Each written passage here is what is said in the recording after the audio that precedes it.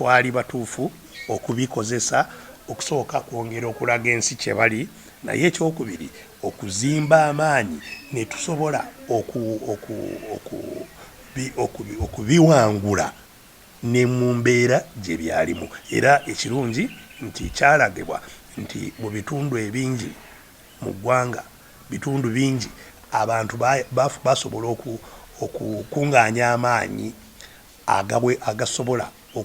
okuyita ku bintu byonna, emiziziko gyonna egyabali mu maaso ne bafuna obuwanguzi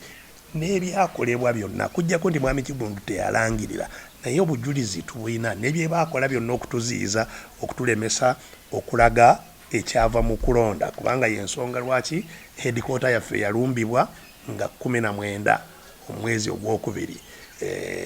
Mwami Kaweesi n'abantu be okulumba headquarter n'okugikwamba kumala wiiki 3 nga teri eri mu mikono gya poliisi. Kye baali bagezaako okuziyiza kwe kulaga eggwanga nti ekituufu kyo tukiina, twawangula. Naye n'ebyo ne mu mbeera yonna gye birimu, newankubadde byonna bye twali twagala kufuna tetubiina, naye era tugenda kulaga eggwanga ekyava mu kulonda era nga tukakasa twawangula. Yensonga lwaki twasaba gavumenti bw'oba